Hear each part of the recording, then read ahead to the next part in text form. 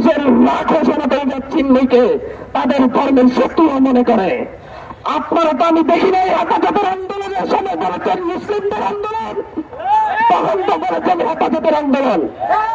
আমি তো দেখি নাই আল্লামা সাঈদীকে অ্যারেস্ট করার পরে আপনারা বলেছেন যে মুসলিম নেতাকে অ্যারেস্ট করা হয়েছে, তখন দেশে আল্লামা সাঈদী ছিল, তাহলে এখন কেন চিন্ময় দাসের ক্ষেত্রে সনাতনী নেতাকে অ্যারেস্ট করা হয়েছে বলে প্রচার করবে?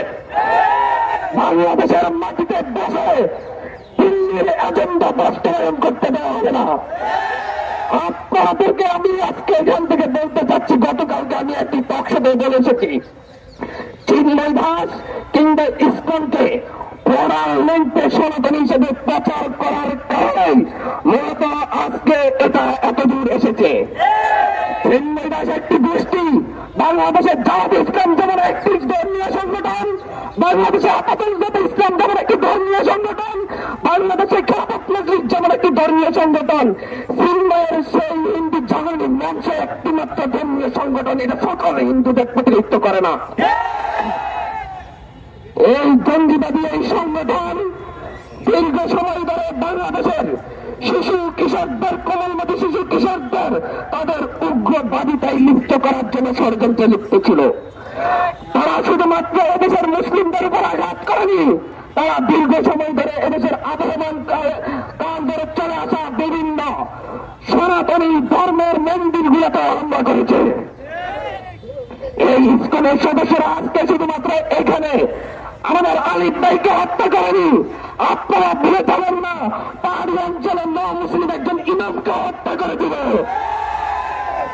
ইতিহাস দেখে দেখে কেন এই জঙ্গিবাদী ইসকনের বিরুদ্ধে, ইসকনকে নিয়ে কেন নিউজ কভারেজ হয় না?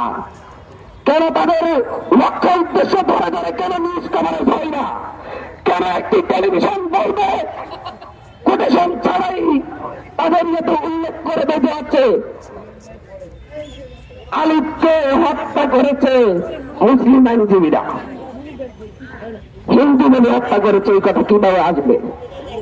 এটা উদ্দেশ্য প্রণোদিত ভাবে হয়েছে।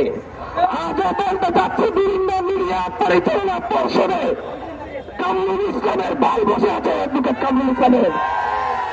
5 আগস্ট পর্যন্ত আমরা রক্ত এমনি দিই নাই, আমার ভাই রক্ত দিয়েছে সেই দিল্লির এজেন্ডা বাস্তবায়নের জন্য নয়।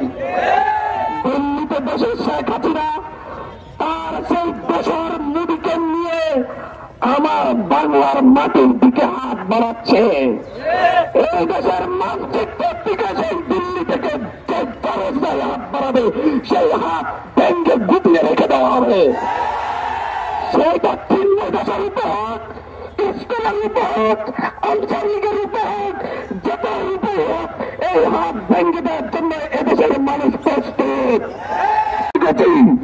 আমরা অলরেডি শহীদ হয়ে গিয়েছি, আমাদের মৃত্যুর আর কোনো ভয় নেই। আমাদেরকে আরেকবার লড়তে বাধ্য করবেন না। আমাদের আলিফ ভাইয়ের বাবা যে ধৈর্যের পরিচয় দিয়েছেন, এটাকে আপনারা দুর্বলতা ভাববেন না, এটা আমাদের প্রস্তুতি মাত্র। সেই পশ্চিমবঙ্গে বসে নিজের রাজ্যে গোহারা হয়ে শুভেন্দু অধিকারী নাকি আমার দেশের সীমানার অগ্রদের ঘোষণা দেয়। শুভেন্দু অধিকারী বাড়ি অপেক্ষার জন্য সেই কলকাতার ভাই বোনেরা অপেক্ষা করছে। বাংলাদেশের এই দেশের জনগণ এখন আর 5ই আগস্টের পূর্ববর্তী জনগণ নেই। 5ই আগস্টের পরিবর্তনের পরে এখন আর এই বাংলাদেশের দিল্লির দালাল আর কীটবাস গুলা নেই। প্রত্যেকটা কলকাতায় পালিয়ে গিয়েছে, দিল্লিতে পালিয়ে গিয়েছে। বাংলায় যারা আছে সবাই দেশপ্রেমিক। এই দেশপ্রেমিকদের মধ্যে এখন আছে এই দিল্লির দালালদের এই 2-4টা এখন লুকিয়ে আছে। তাদের বিরুদ্ধে দেশের সকল ছাত্র সংগঠন একসাথে গত পরশুদিন 0 টলারেন্স ঘোষণা করেছে।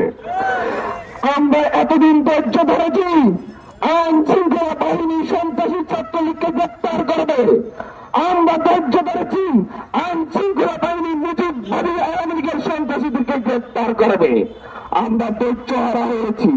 আজ সেই গত পরশু থেকে সিদ্ধান্ত নেওয়া হয়েছে, যেখানে সন্ত্রাসী ছাত্রলীগকে দেখানো হবে, দেখা হবে সেখানে গণপিটুনি দিয়ে পুলিশে সোপর্দ করা হবে।